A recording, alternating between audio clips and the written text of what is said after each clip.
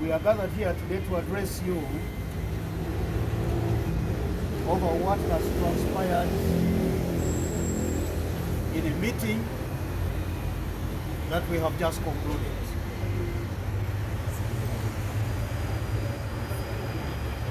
For the record, this meeting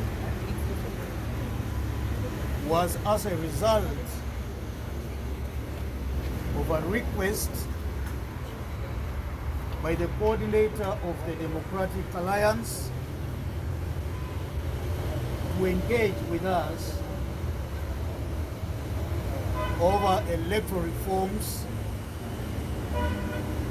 and the transition in the governance of this country. And so as the FDC, we found no problem whatsoever to hold this joint meeting with our colleagues who are stakeholders in the politics of this country. And we don't have any problem at all meeting anybody. We maintain an open door policy as the FDC, and we are open to dialoguing with like-minded people involved in the politics of this country. Therefore, we have held deliberations that have taken nearly 2 hours, and I must qualify these the deliberations as cordial and fruitful. That we have engaged each other, talked about the politics of this country with a focus on the future of this country that we all believe should be a better country for the citizens and the visitors to this country to live in. The Democratic Alliance has presented reforms,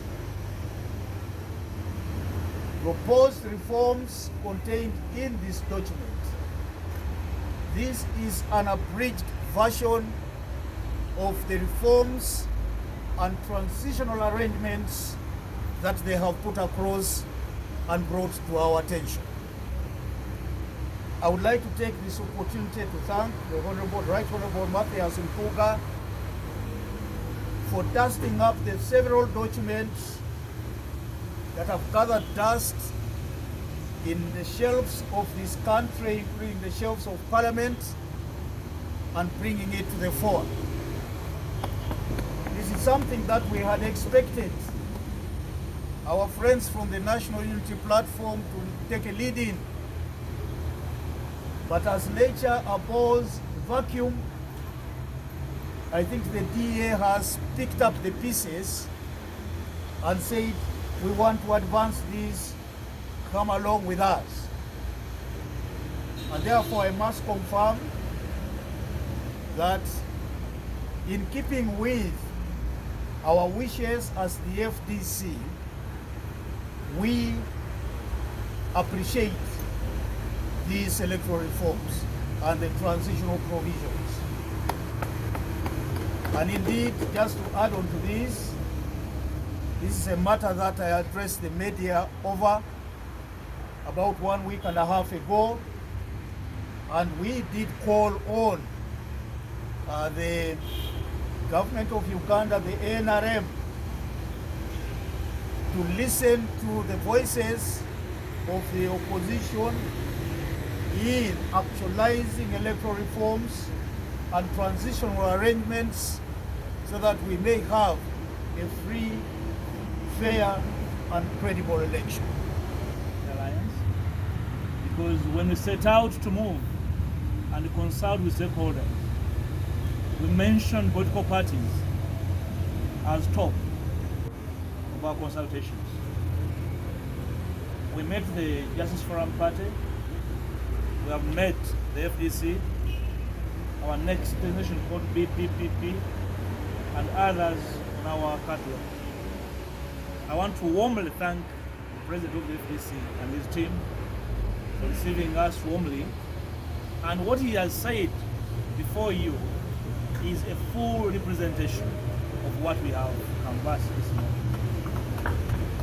All I can add is that we have discussed the urgency with which this push must take traction, and that we have agreed on obligations of each of the parties.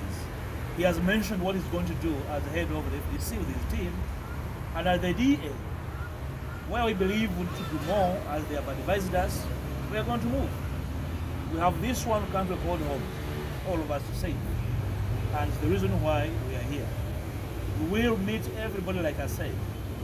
We will meet everyone willing to make a contribution to ensuring that the next election represents the wishes, including the frustrations of our community peoples, for the sake of change in Uganda. You are aware as the media that the conversation about the transition is ongoing, but ongoing sharply in a manner that is probably fraudulent. And it's our job as political actors in this space to stop the fraudulent transition of power from one group or an individual to another. And that's why we are here rallying our comrades to realize that all of us occupy common space, and therefore we must occupy to fruition.